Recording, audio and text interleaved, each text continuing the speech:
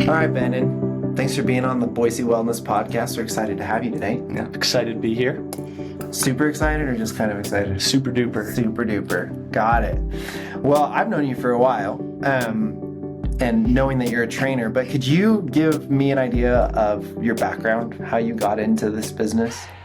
Yeah, so for me, it's not like the typical, like, oh, I was an athlete and I had an injury or anything like that. It's very much, I grew up in a house where fitness was very highly prioritized. So I was just always around it. My father was always just like, he never sat down, was always doing stuff, always doing push-ups, sit-ups, just watching TV, commercials.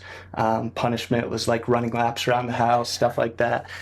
So it was just always a part of it. And I did play sports my whole life. And when I was graduating high school and realized I wasn't going to be a college athlete, it was like, okay, I got to find an outlet. What's it going to be? And I was also extremely skinny, like 140 pounds. Oh. And I'm 6'2" for reference. So kind of was like, okay, I got to kind of do something, get a little bit bigger. I was going to go into the Army.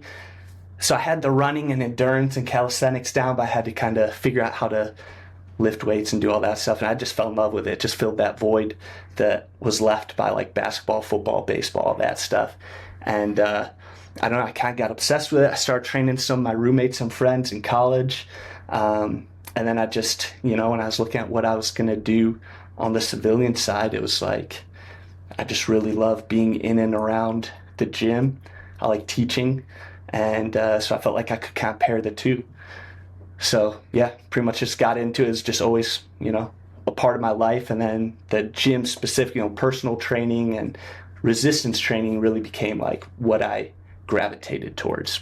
Gotcha. So how long were you in the military? So you said during college you were training friends. Were you in military and then to college? Yeah, so it was ROTC in college. So okay. It was, officer training and all that stuff. So the Army paid for me to go to school. I played Army for 4 years while in school, did PT a few days a week, all that stuff, and just, whatever, got ready. And then after college, I was active duty for like my training courses. I went armor. So I was in Fort Benning for half a year doing that stuff. But then I was in the Tennessee National Guard. Okay. So for 8 years as commissioned. Gotcha. So and then 4 years before that, just doing the ROTC stuff. Gotcha. During that time then in Tennessee, were you full-time for the Guard or were you working training? I eventually was training. I was in some other odd jobs before. But yeah, when I was 24 was when I started training full-time. Okay. Interesting. Are there any specific things with all that training background that you've kind of gravitated towards, like a philosophy behind your resistance training or how you tend to program? Yeah, so I'm a fundamentals guy. So, people I follow are like Dan John, Jim Wendler, all these big strength and conditioning guys.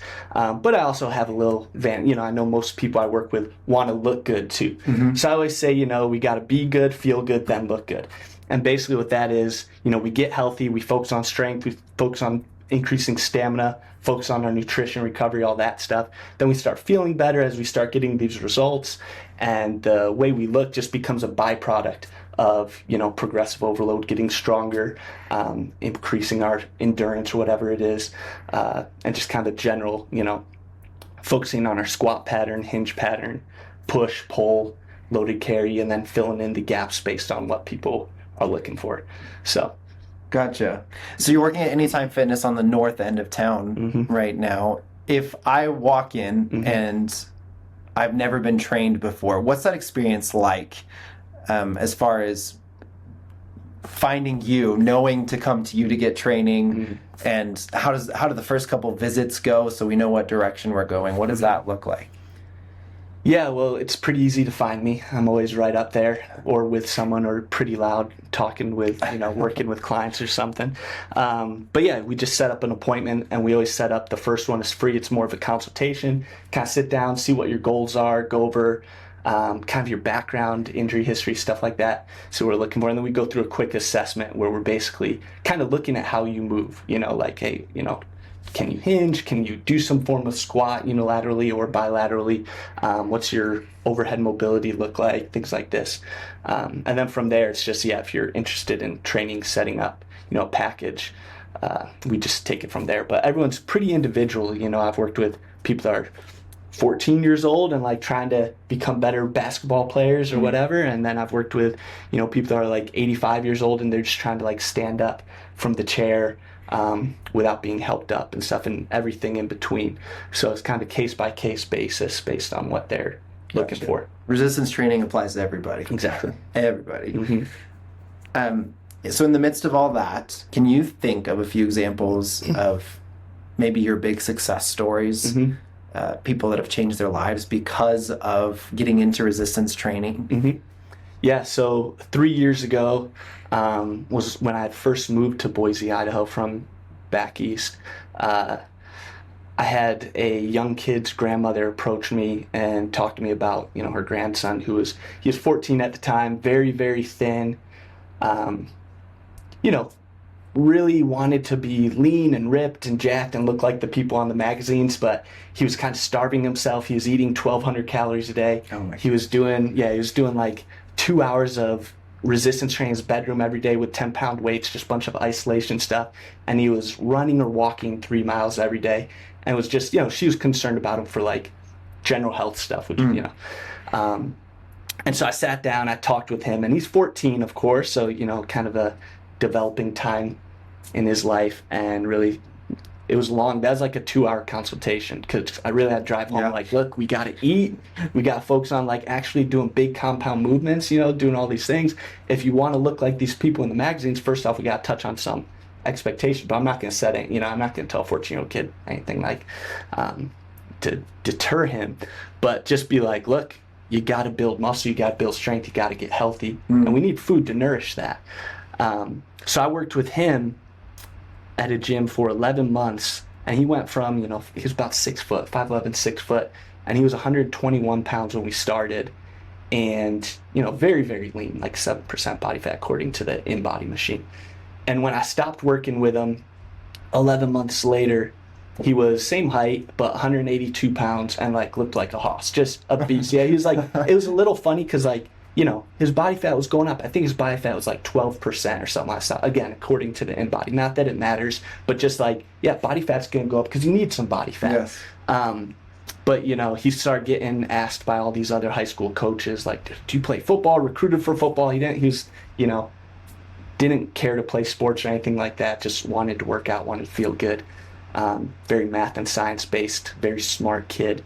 But his confidence boosted. He got stronger and bigger than his older brother, who's 17 at the time. So then his brother started training with us, which is good business for me. Yeah. But it's just awesome. But more importantly, like through that, so you've got the physical transformation he went through, which was pretty remarkable. Like, I mean, people who are at the gym every day, you see him, when I'd see him 3 times a week, it's like, we just, I see him every day. I notice the changes. I don't notice quite how big they are compared to someone who sees them once a month or something.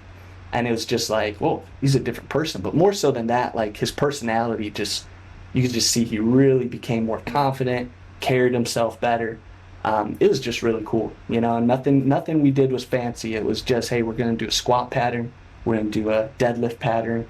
We're going to do our pushes, vertical push, vertical pull, horizontal push, horizontal pull. And, he's a 14-year-old kid. So, of course, we're going to throw in some bicep curls, tricep extensions, calf raises. But, he was only training 30 minutes a session, 3 times a week. So we just split that up into about 3 or 4 exercises per. And he responded awesome to it. Got him to eat, and just really changed his relationship with food. He was still doing his walks and stuff, but not as obsessively, he wasn't worried. Do you find that often, though, that people are under eating? This is just from my perspective. I often, when I'm talking to people, like they're just not eating enough because they're trying to lose weight so much. And they're saying, all I do is eat salads all day long, and it's not helping them. Do you find that in your... It's tough. It's hit or miss. A lot of times people have never actually tracked or even written down what they're eating, right? So when I could tell them, like, hey, they're like, I'm not eating anything. I should be losing weight. Like, I don't know how this happens. And sometimes it is. They are under eating. It's like, you got to eat. You're going to have no energy if you don't eat, right? Especially if you're training hard. But a lot of times I tell people, like, hey, well, let's write down everything you eat and let's see what we're actually doing. And then they find out, oh, I forgot I ate this, I ate that. So it goes both ways. I see it both ways. But yeah, obviously eating enough is important, especially in the younger generation. I see that a lot more, like people, trying to look a certain way so much, and they think like it's all about body fat reduction. It's like, if we were to keep you around the same body fat, if you're in a healthy body fat range, and you focus more on increasing muscle mass, you look a lot leaner, right? So for people that's the main goal, it's like just focus on, And generally, muscle mass is one of the most healthy things that you can do for yourself. Yeah. Put on good muscle mass, and that is super helpful. And I love that you picked a young person for that, because you can put on a lot of muscle mass when you're young and just maintain it for the rest of your life. Yeah, and I'm biased, of course. I think putting on muscle mass is the most important thing in the world. It's my whole thing, right? But yeah, it was just really cool to see someone with that, personality and kind of what they're going through, and just really, like I said, the personality, like the confidence, blossoming in front of me. So, and he was a great kid, so it was just really cool to work with. But then on the flip side, I've worked with a 72-year-old woman who was a high-level athlete when she was younger, in an endurance sport, and she wanted to get in strength training and like bone health, all that stuff. And she's probably like 135 pounds, so not like a heavy set woman or anything like that. Very lean. But we got her up to deadlifting 200 pounds for sets of 5, and back squatting, and she just loved it. She just loved the barbell stuff, like the barbell basics: press, bench, squat, and deadlift. I really had to actually convince her to do some more, like, hey, let's do some like single arm rows or something. And pull-ups. We got her doing pull-ups without a band. So that was a big goal, was like to be able to do pull-ups, body weight, just straight up. So that was a fun one too, seeing this. So on the flip side, no matter what your age, whether you're really young, you're really prime, but when you're old, you can still gain a lot of muscle and strength and see a lot of benefits from it. Absolutely.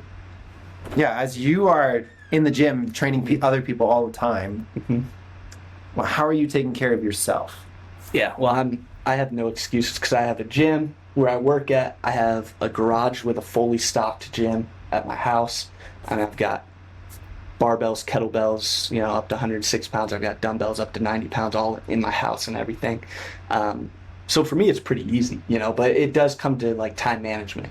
So if I'm with clients a lot during the day and I'm giving a lot of my energy to them, it's like, okay, I've got to train. And it's not so much like, for me, it's just part of me. It's a habit. I've always done it. I've always been brought up with like, you've got to move. So I'm pretty fortunate in that way, I think. But it comes down to like more time efficient training. So how can I make my training as efficient as possible to squeeze it in between clients, or, at the end of the day, before I do something else, like, yard work, whatever else it is. It's like, where can I get it in? And it's just all about focusing on those basic movement patterns and then filling in the gaps where I, like I said, I do hinges, I do squat variations, I do pushes, pulls, and some accessories for the biceps, triceps, calves, stuff like that, some knee flexion stuff. But yeah, I just squeeze it in, and I'm pretty lucky to be at the gym to be able to do that, or at home. Yeah. Are there any new trends that you're excited about in the training world, in the fitness world? I know you're a basics guy, is what you already talked about. Are there new additions to that you're excited about? So I think it's actually pretty exciting that the basics are coming back into popularity. Not that they ever fully left, but like when I started personal training about 9 years ago, you'd go in gyms and you'd see all sorts of stuff. Everyone doing all different kinds of things. Everyone focusing, kind of majoring in the minors, right? Doing all the isolation stuff and then the compound stuff. But I'm seeing a lot more people, especially young people, like college-age kids at the gym where I work, for example, that are prioritizing, hey, getting stronger in the basic movements, not doing, like, dialing back. We got kind of carried away for a while with, like, volume is everything, and people doing tons of volume, and they're in there for 2-3 hours. And I'm seeing people be in there and be more like, hey, just focus on intensity, getting a little bit better over time, not having to go, like, not making this an all or nothing, but making fitness kind of fit into your life. So I think one trend that we're seeing is that what has always worked and what is kind of old school is coming back into the new school. And then I think another trend is obviously just how mainstream exercise and fitness is becoming in the younger generation. I mean, where I grew up, when I was in high school, nobody talked about lift. It was like you played sports and like a couple people lifted weights, but like no one knew what they're doing. It wasn't something we did. Like when I didn't start lifting weights until I was 18, and I had no idea what I was doing for the first like 4 years. But now, we have kids coming into the gym just itching to get in and start lifting and, start resistance training. And, and that's brought in with it. Like, not that cardio is bad or anything like that. Cardio is great. But a lot of younger, like high school, college age girls are no longer as obsessed with like getting on the treadmill for 4 hours, and are like, hey, cardio is great, heart health, all that stuff. It's part of it's a piece of the puzzle, but so is resistance training. And so we're seeing younger people across the board prioritizing strength training and recovery, like not being in the gym every single day. So just I don't know, I just see, and I don't know where you grew up, it may have been different, but where I grew up, teenagers did not like lift weights very much unless they had to for football or something like that. And then the instruction was terrible. It's just like, yeah, pick that up and like get in line. Everyone's going to do this weight and just like go on. We're going to like smoke a pack over here. Yeah, I know. I started lifting weights in junior high, but it was literally bench press, overhead press, curls. I don't think I did anything with legs. And then once I got into high school sports, there was still some of the idea that if you touch a dumbbell, you might be throwing off your skills. And actually, I saw after high school, my ability to shoot a basketball improved dramatically once I started doing a real strength training program. It was just a huge change. Yeah, it's interesting because, now too, I guess on the flip side, what might be interesting, I was talking to one of my clients about this a couple weeks ago who has high school age kids. Strength training and just fitness in general is becoming more of like their activity. A lot of less kids are being pushed towards sports. And so I don't think that's good or bad one way or another, but I think it is great that you're not getting like, you either play sports or you don't exercise. I think it's great that everyone is becoming, and maybe it's a social media thing, but everyone is, they see exercise, they see gym culture and stuff like that around them. So yeah, I just think we're kind of heading in a direction where people are getting into it and understanding it. And the older generation as well, you're seeing a lot more seniors coming in and they're like, I need to, they're getting ahead of the curve. They're like, my bones are good, but I don't want them to be bad. So they're coming and starting to strength train. It's been cool. Yeah, that's amazing. Well, are there any places that you would want people to find you? I know that you do some social media stuff. Where would people find you? Yeah, so I've got an email list and stuff like that. But if you go to my Instagram, the links are on there. So it's just Benen, Benen trains, TRAI or TRAINS. Okay, perfect. Just like it sounds. Obviously, they can find you at Anytime Fitness if they want to come train with you. For sure. Awesome. Well, thank you so much for coming on this podcast. Yeah, appreciate it. We'll have future conversations, I'm sure. Yeah, can't wait. Awesome. Hey, we hope you guys liked that show. If you're curious about any links to the professional we just interviewed, you can see that down below. But just a little bit about us. I'm one of the hosts, Craig Flood. I'm a local real estate agent and helps people with residential and commercial listings. My name's Trevor Schmidt. I'm a physical therapist at Activated Movement Physical Therapy. And we came together to make this podcast to help people here in the Treasure Valley find wellness professionals so that you guys can live a healthy and active lifestyle.